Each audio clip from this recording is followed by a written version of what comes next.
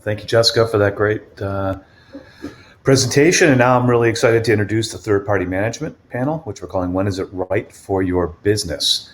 And get to have some good friends up here on the panel. So I'm excited to have them all. So thank you guys for joining. For this panel, first, we've got Alyssa Quill.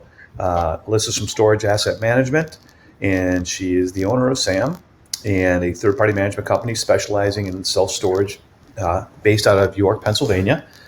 Alyssa and her partner started the company in 2010 and have grown the business to over 300 facilities in 32 states. That was not a typo.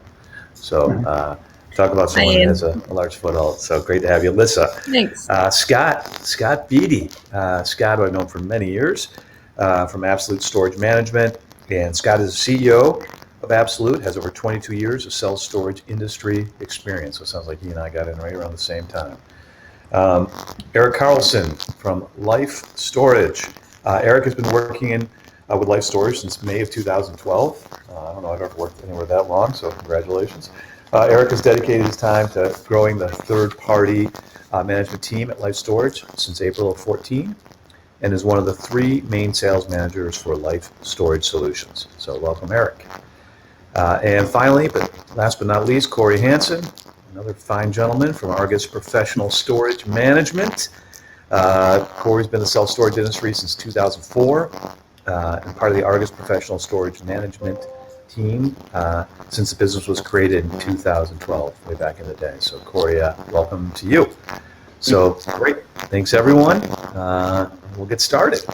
So first question a lot of people are asking is how has COVID changed your management model? Are you doing more remotely?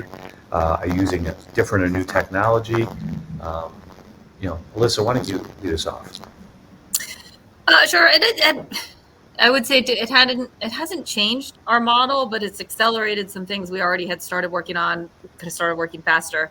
We had already had online rentals for 5 years before COVID. So we were lucky that we didn't have to rush to make any changes then. And we had started maybe in the past kind of 3 or 4 years doing some more we call hub and spoke management, where we have one property and then some smaller ones surrounding it in the area that we're running kind of remotely out of. And we've seen a much bigger spike. I think we got more comfortable with managing with fewer people or fewer labor hours because we were forced to in COVID, and demand's higher and occupancy's higher. So that made us a little more comfortable with that. So we're seeing a little bit more, a quicker push to that type of model for some properties. Great. Eric, how about you? Anything different or unique you'd like to add? Yeah, I think, like Alyssa said, we had our Rent Now platform which is our online rental platform since 2018. So by having that, we were lucky and not having to rush around during COVID. It really was a game changer during that time. I think outside of what Alyssa said, kind of with what they're doing and store operations and also performance, I think you have to look at the store performance, or excuse me, the management of the store, in that, how are you utilizing technology to watch your people? During COVID, when there were a lot of restrictions and our area managers couldn't get to every store, we are forced to utilize Teams and Zoom, which actually have been useful tools to keep tabs on our property. So I know when that question comes up, everybody goes to, okay, how is that going to increase my value of my store? And certainly that's a priority, but it's also how are we utilizing that to manage our teams? So I think that's been a big point for us and has helped us through this year. Great.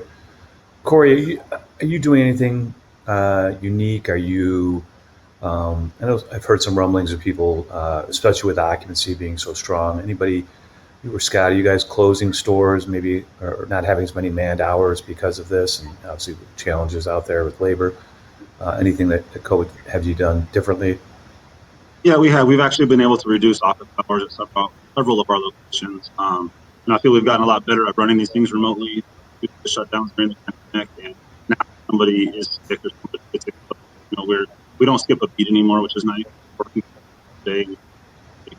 From a technology standpoint, in addition to the online rental, we got really involved with team and made acceptance. Some of the products that came out really helped us be able to communicate more with our customers without having to have. Great. And Scott, how about you? I'd say the unique thing for us has been the development of a virtual manager program. So we have kind of taken our sales center, our call center, typically referred to as call center, and really put it on steroids and given us the option to do so many more things remotely. So in those cases where either we're choosing to close a facility, close it early, close it for the day, or we're forced to due to COVID or other staffing issues, we have the resources, we have the program, we have the process to jump in with the virtual. So we were able to connect via FaceTime type technology with the customers more than just a telephone audio connection with a traditional call center. And so we're able to continue with those collection routines, continue with current tenant questions and those sorts of things, and renting, obviously through online rentals and other technology as well. So really put a lot of emphasis into our virtual manager program, which allows us to really fully staff the property, even if the team member isn't really there on site. Interesting. Tell us a little bit more about that. So is that something you need additional hardware for? Are people doing it through their phones? Tell us a little bit about how you practically it's almost all mobile driven. There, you can do some of it through your desktop, but what we're finding is 80% of it is mobile driven. Very similar to where most of our online rentals are coming from and that sort of thing. So yes, it's through the mobile device. We partner. Our main call center is XPS. We use a third-party call center product, and they've been terrific with us. And then we are supplementing that with in-house team members, and in some cases property managers from other facilities, and pulling those resources together in one smooth technology package so that the customer can be served, but really so that the property can continue its daily operations, so that collections don't miss a beat, so that if tenant rate increases, if we want to have our manager weigh in on that, they can continue to weigh in on that from afar. Great. Anyone else doing something similar?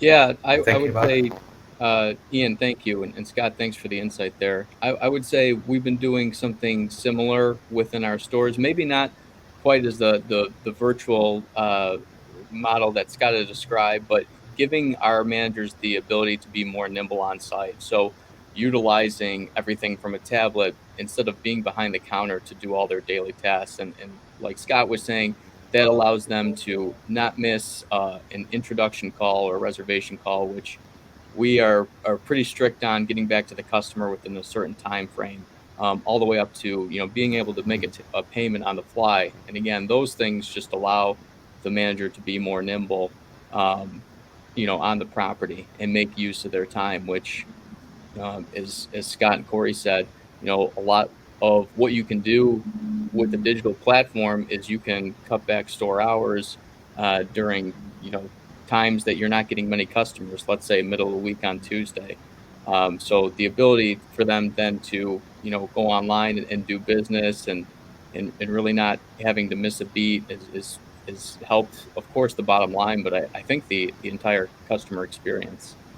So yes, we are utilizing that and trying to be more nimble again with our technology. Great. Alyssa, Korey, anything you'd like to add? No, I mean, the only thing, this is probably going off the topic of what your original question was, but one of the things that is great about a larger company is you have so many people doing the same thing at every property. We have managers doing the same thing. The sales center, you have people doing the same thing.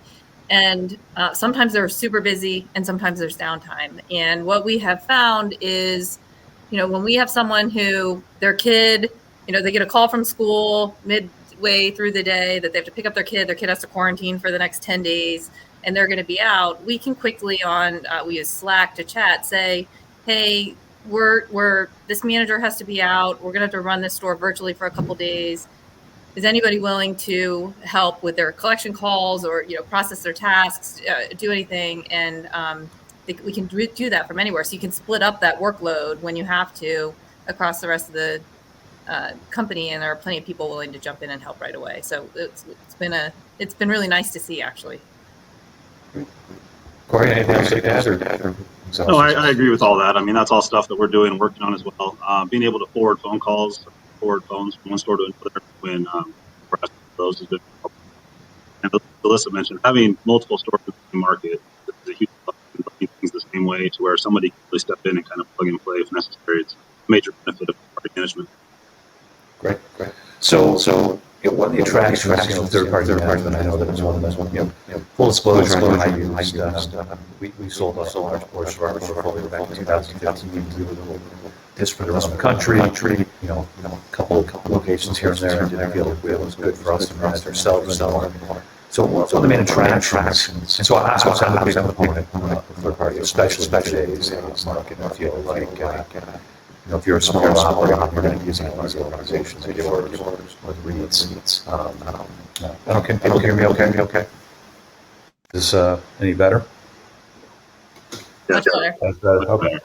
So, it's much easier, obviously, to take, if you're, human nature, it's a lot easier not to have to manage other personalities. So, and focus more on your business and growing your business. So, talk a little bit about,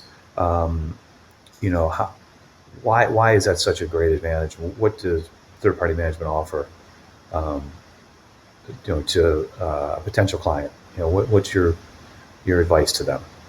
And Alyssa, I see you smiling the biggest, so why don't you start? I mean, give us we take the hard job off their plates, really, right? Dealing with the people issues, and luckily we have mostly great people, but staffing is difficult now. To deal with people calling in sick, and a management company has people that are experts in recruiting, people that are experts in training, people that are experts in just human resources and keeping people happy. And then we also have other people too. So when you do have a major personality issue, or somebody doesn't show up one day, it's not the end of the world, because we have plenty of other people who can step in and join it. Sometimes a lot of our clients will say, "You're crazy. I don't know. You just manage properties. You don't own them." But that's what we're good at. I'm not good at a lot of the things that most of our clients are good at. We're good at working with people and managing them and motivating them and keeping them happy and keeping our clients happy. So it's just finding people who are better at the things that you don't want to do, or the things that you're not good at, and letting them do that. How about you, Korey? Anything you'd like to add? Yeah, without a doubt, right now it's been the hardest time in my career to hire, to find, to retain people. Something that I feel that a third-party management better than a mom has to do with more of the perks or the benefits they can offer. And, as they're advertising, on Indeed these days, there's a million resident or job applications out there. It's going to make yours stand apart from everybody else. So you can offer different perks, benefits, different allowances, 401k, things like that. I think you're going to get a better quality employee.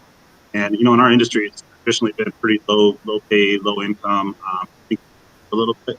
It's something that everybody here on the panel is higher cost. And we're trying to figure out how to offset that. So Great. Hey, Scott, any tricks of the trade where you've been able to improve retention of employees or find new ways to get employees? Love to hear from you and Eric on that topic. Yeah, for us, it all boils down to our culture. And we try to impart our culture and share our vision and our why, our purpose. From the very beginning, it starts with the job posting and that sort of thing. And then it continues, and it's really emphasized in the onboarding. So for us, and you can kind of see we've got to pick which way to move. Kind of our core values are displayed behind me in those coins on the plaque. And we work very hard at imparting our core values and making sure the team has those same similar core values. And so we do that through the onboarding process. And so the more emphasis and the more the time and effort we pour into the team member at the beginning, the better the retention ends up being.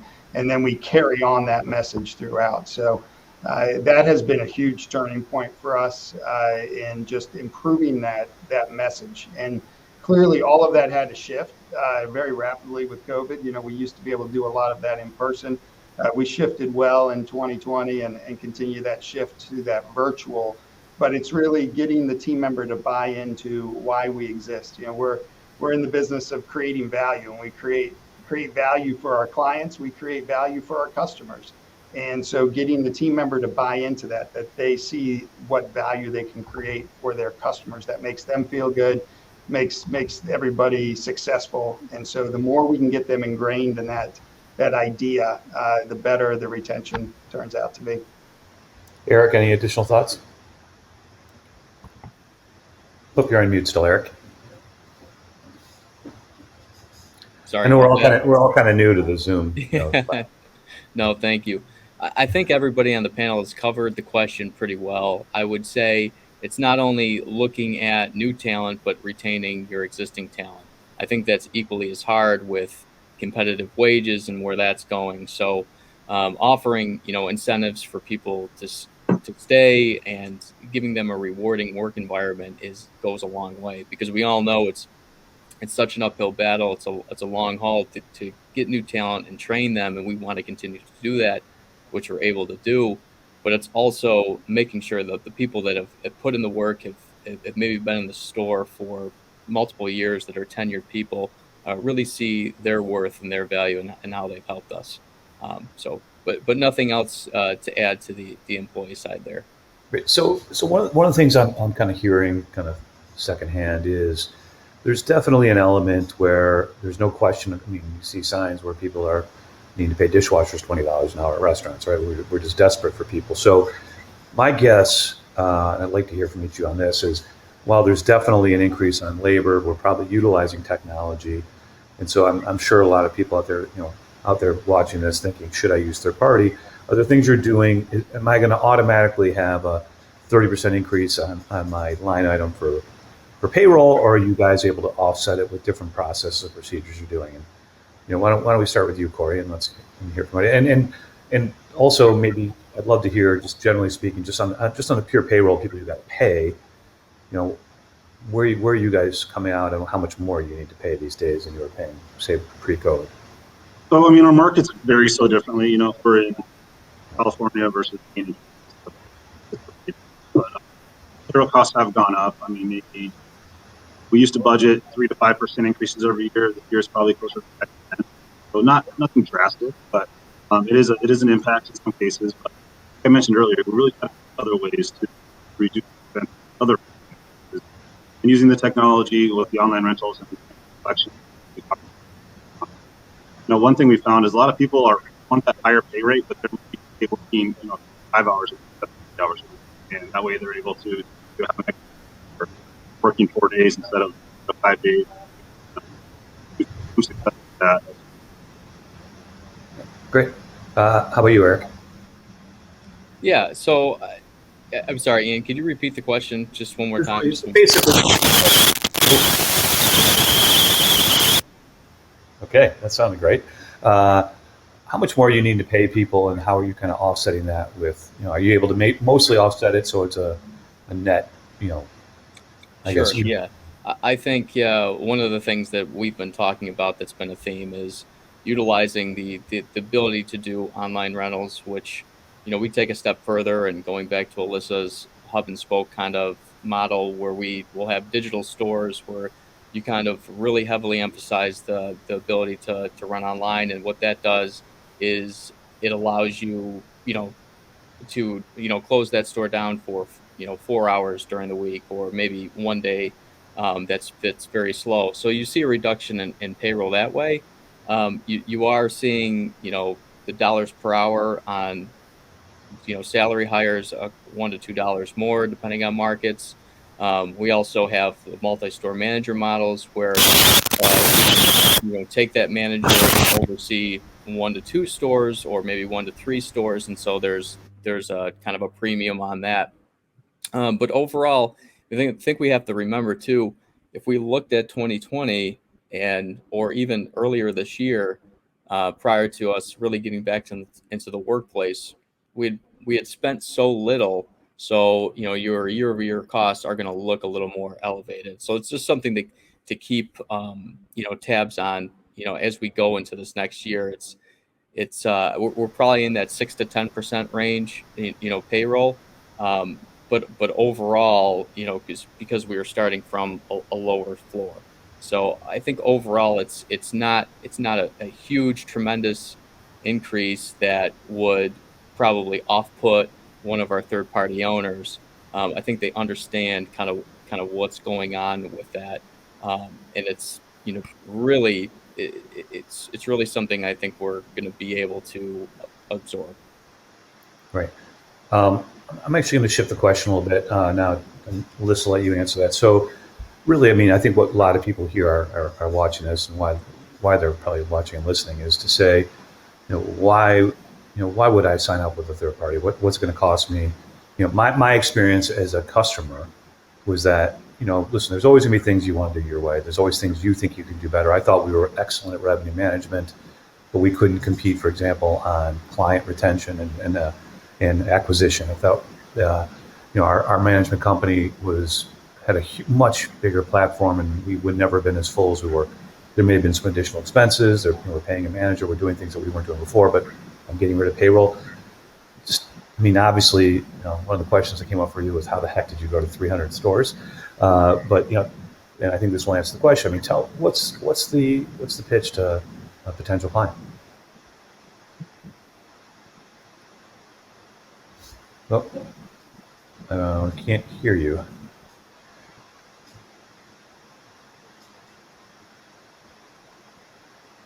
How about now? We'll come right back to you. Why don't we let Scott answer? Can you guys hear me? Yes. Okay, perfect. Yeah, the pitch, I'd say, varies by client, but the general idea is we're bringing a lot of experience and knowledge to the table to help maximize their investment, to really create that value that I spoke of earlier. And in a lot of ways, it's take the stress away. It's to make, really allow them to focus on the things that they do best. And in most cases for us, the clients that we in most cases manage for are in real estate in some other form or fashion. They get turned on to self-storage. Somebody points us in their direction. And they don't really want to manage the day-to-day. They want the experts. They want us and others like us, everybody on the panel, to come in and manage the day-to-day so that they can get back to doing what they do best. So they can get back to generating the income that they've generated through their other deals and through their other adventures. So we free them up to do that. In some cases, we free the clients up to retire because there is no succession plan. In other cases, we free them up just to live a freer life. So yeah, that's a big thing. But taking it back, the experience that we bring is key. Everybody can have and use technology, but do you use it to its fullest? Do you maximize it? Ian, you touched on the marketing component. You can put a website out there, but is it appropriate? Is it SEO compliant? Strategically done so that you're getting the most organic clicks that you can possibly, and then you're simply paying for the extra that you need. Are you doing these things well? Is your call center, sales center, up to date? Do you have the coverage? And then lastly, we can provide an awful lot of savings from an expense side because of our size, and we all can on this call because of the economies of scale. So there's quite a bit of reasons to make the switch. Great. Alyssa, do we have you back, or? I don't know. Can you hear me? Yes, we do. We do.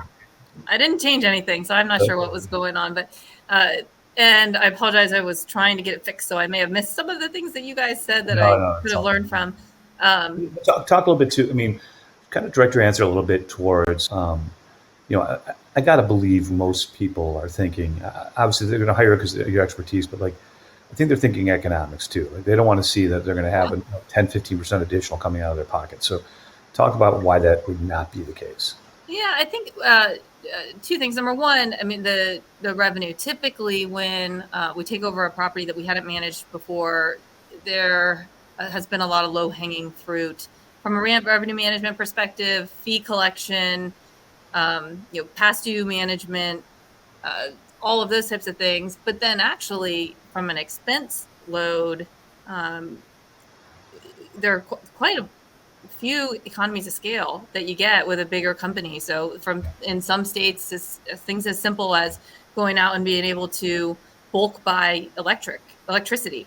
So we have a lot of properties that use a lot of electricity, and we can bulk buy that. And just dropping your electricity in a multi-story climate controlled building can be by a few percent can be significant in terms of dollars.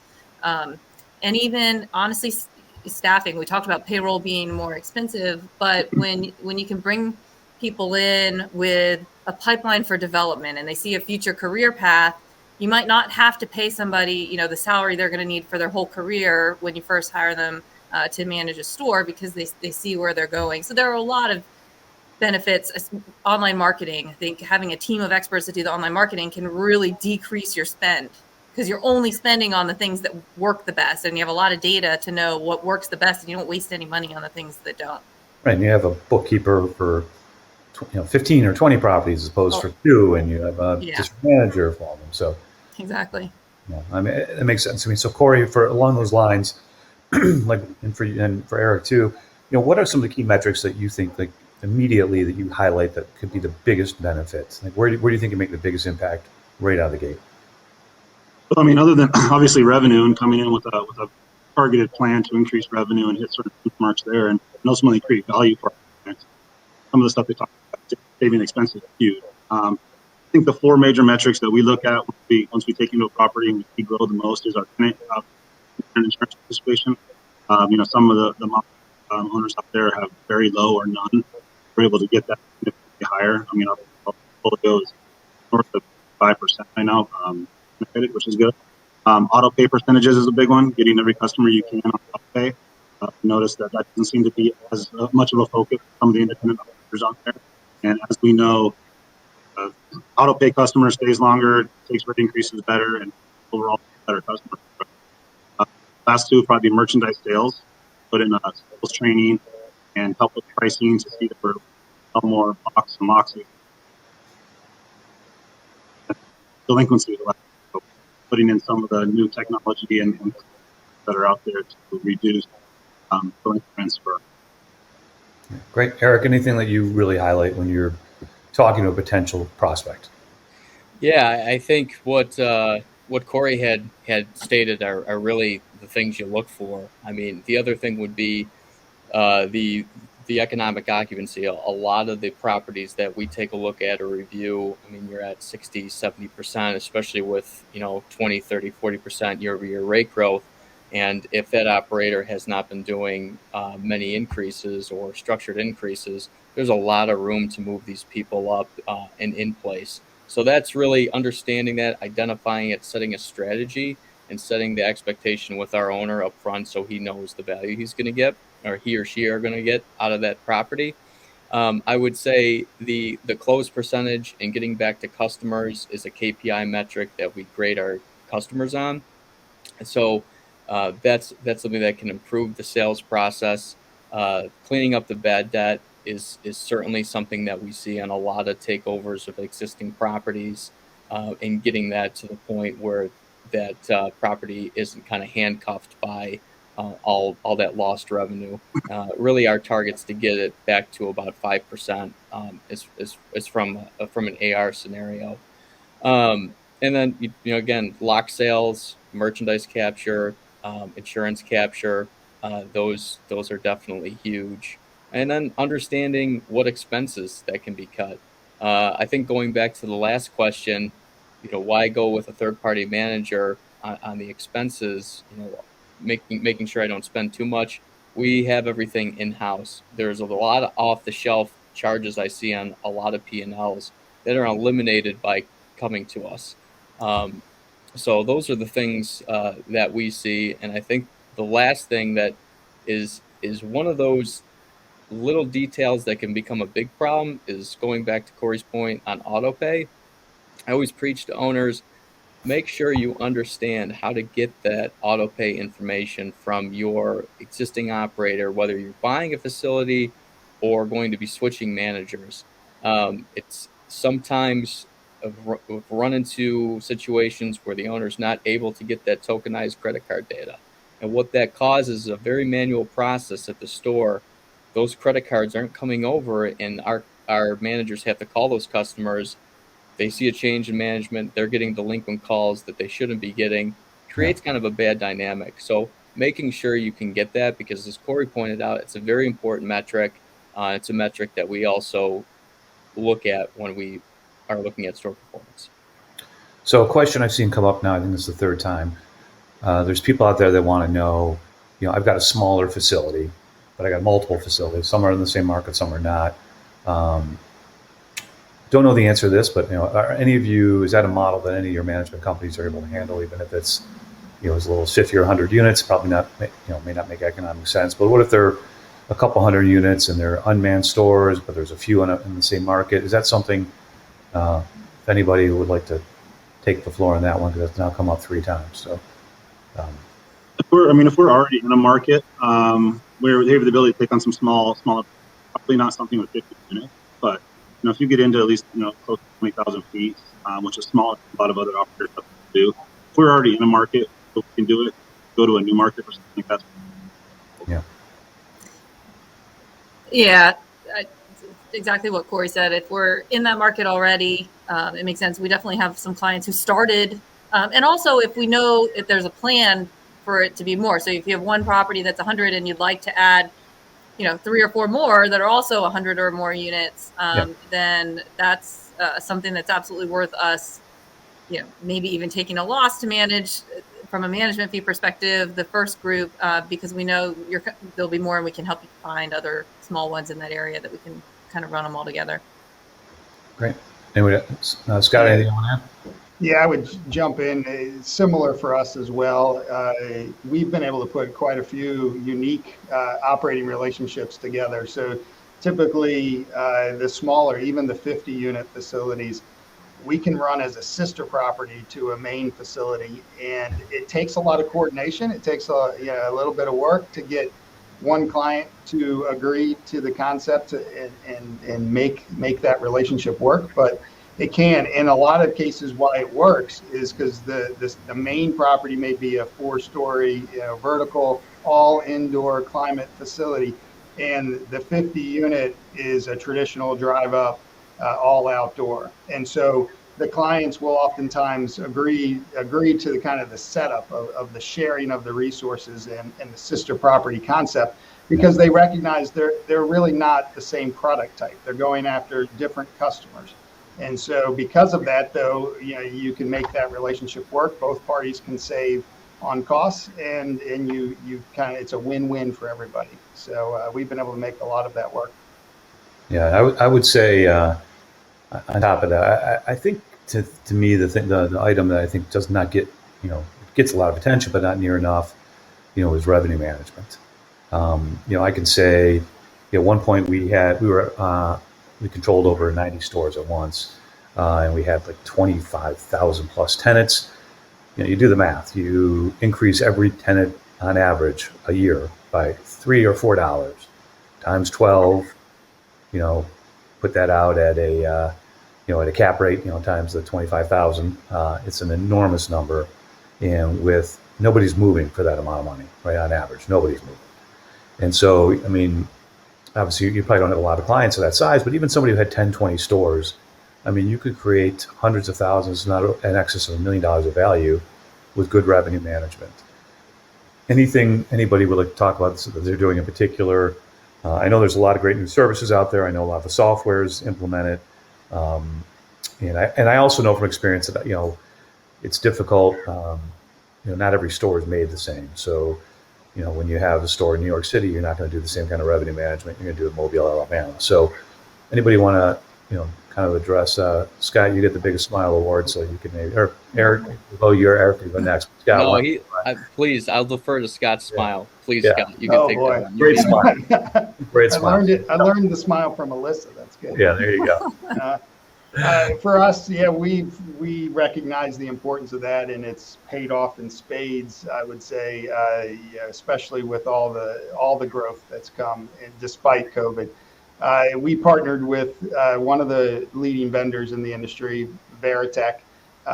Their founders were instrumental back in the 80s and 90s with the airline industry and setting up their revenue management processes. And so we partnered with them, have them fully deployed at our facilities. It's amazing the results when you're fine-tuned, as Ian, as you mentioned, when you're really paying attention to that. And we're talking about, we are able to scrape rates from over 20,000 facilities every single day and compare that to ours. This system not only though looks at what our competitors are doing, but it takes it into account trends from previous years. It looks at seasonality. It sets expectations. If you're a student rental driven property, it's going to understand that and help manage your rates effectively coming into and going out of that student season. It's looking at the acceptance of your current rates. So how well has the rate you've put out there, how has that been accepted? How many tenants have rented at that rate? And it's checking for velocity, because as we all know, some cases, especially at a facility that's 95, 98% occupied, there may not be a whole lot of velocity there. There may not be a lot of transactions. So it takes into account quite a bit. And then I think, as Eric, I think, was saying, and Ian as well, paying attention to your current tenant rates is equally as important, and looking at that economic occupancy is equally as important. So that Veritech really sets up that strategy and allows us, as Ian was mentioning, to get very granular with it and very property specific.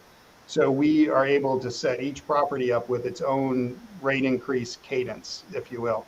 So some of our properties we're on a 4 to 6 month cadence in terms of rate increases for current tenants. Others were on a 6 to 8 or 6 to 9, and then a 9 to 12, which are very few and far between now, but they do exist. But you're able to tailor that on a property by property basis. No question, occupancy at the current site drives rates. Just does. Yeah, I'm sorry. Yeah, the occupancy. Yeah, the occupancy you have. I mean, if you're full, I mean, if you have 110 by 10 units and you have 99 of them filled, it's no problem raising the rate by 10, 12%. Yeah, right? Absolutely. And one of the things I think that gets overlooked with the rate management systems is it stops you from doing some crazy stuff sometimes. And I'm talking about crazy low. Like, there is nothing more annoying, I think, from a customer for a customer to get a $1 rate increase.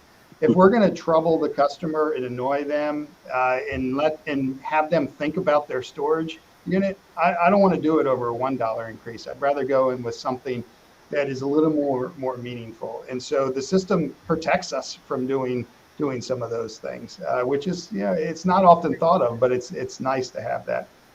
Yeah, no, we found the same thing. I mean, I was personally involved in a lot of the revenue management processes, and I would tell you the Veritech uses store track data, which we always use. We talked to Veritech many times, and if we would have stayed managing on our own, I'm sure we would have hired them, or somebody like them. But using store track data is huge for us. It would alert you when you have a big change in the market. I mean, it's very inexpensive, and it's almost it's a shame not to have it. Like you said, it scrapes from several different locations. Eric, why don't you kind of share a little bit? Yeah, that's a good overview. And vendors like StoreTrack, we use them for scraping web rates and getting that data. The internal system, 20 years ago, Veritech, I think, helped us build our first system. A couple of years back, we totally revamped it. It's a lot of the theories and methods that Scott was alluding to really point to data science, and that's really where I think the revenue management industry has gone over the last several years, really getting granular. So we have a team of 7 to 8 data scientists that set rates and manage rates for over 1,000 life storage locations. It's pretty amazing because of the safeguards that system affords. But also kind of the customization. We're able to work with our owners, especially new development or existing property, on a strategy they want to employ. We'll always give our opinion on what we think is best as a third-party manager. But if an owner would like to sacrifice price for occupancy, or vice versa, would rather sacrifice occupancy for price, the system is set as a way where we can adapt to that. and obviously give them guidance or feedback along the way. I think one of the big things that we believe in is really not doing too deep of discounting. When you talk about the in-place, as Scott talked about, especially with the new development, you don't want to start too low. It's very hard to get back to your underwritten or pro forma rates when you're doing very deep discounting. A way to combat that is kind of a slew of move-in specials, whether it's 50% off, 100% off rent, or doing 3 months 50% or every other month to try to spark some long-term retention. I think is definitely important. We have a tier pricing system on every floor of the facility where you have 60% is a standard space, 20% is value, and 20% is premium. And really, those value and premium, what it comes down to is almost like stadium type seating, where those spaces closest to entryways or elevators are priced 5 to 8% more than a standard space. Vice versa, value spaces are discounted that much. So what that allows too is, back maybe 15 years ago or longer, if you were struggling with the lease up, say, cut my 10 by 10s on the third floor, let's just lower them all. This actually speaks to everybody on the demand scale. And I think the last thing, just playing off of Scott's point of just being too low or making sure you're not too low, not so much with in-place increases, but with rates, is the system also allows you to customize your competitor sets. You really have to key in on the 1, 3, and 5 mile in every different market. You have to look at drive times. You have to look at customer overlap. That's all things that we're able to look at and dip down into, which really comes from marketing with zip code data. So all those things really allow us to provide, I think, one of the best revenue management experiences for our clients.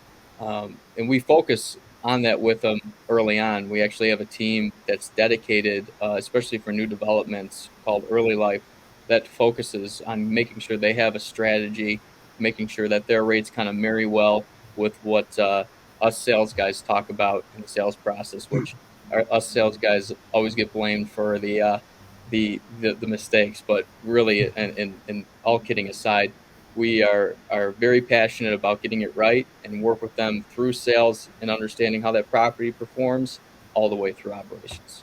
Great. So we're running up against the end here. I'm sure we could talk about this topic for a long time, but just real quick, Alyssa and then maybe Korey, just maybe share.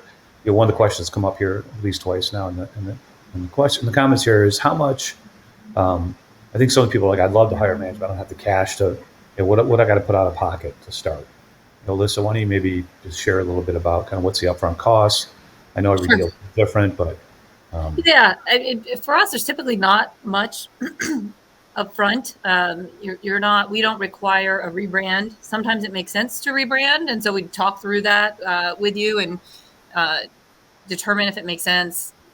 Sometimes it's how long you're going to hold it, what your reputation is in the market now. Sometimes it doesn't. So if you don't have to rebrand, then you don't have to change your signage. You don't have to. There might be some small upfront charges if you have to switch software to get on the software we use. Mm-hmm. We usually do charge a small startup fee, but really it's very small because we don't charge any management fees until the second month we're managing. You pay management fees in arrears. So it can be as little as $5,000, I would say, in kind of upfront costs. It's not extreme, and we'll probably make that up in revenue in the first 2 months or a month even. Great. Korey, anything you want to add there? Our model is very similar to Alyssa's. I mean, no rebranding requirement, small fee for software, but typically pretty minimal. Great. Well, that's good for people to hear. Well, this is great, guys. Hopefully, anybody out there that didn't get any of their questions answered, you can please email in here. We'll get them over to the panelists. I can tell you with confidence, being in the business a long time, I feel very comfortable hiring any one of these great people to manage my locations. And I encourage you, if you're thinking about it, talk to them all and see what you like. And, a lot depends on location and how they fit in with your plans. But I would tell you at the end of the day, to be in a slightly better position hiring somebody else to run it and go out and play golf a lot of days and enjoy your family, it's about the smartest decision I ever made. So thank you guys very much for being here. This was great. And hopefully a lot of people will call you with a lot of the follow-up questions. So thanks again. Appreciate it. Thanks, everyone. Thanks, Ian. Thank you.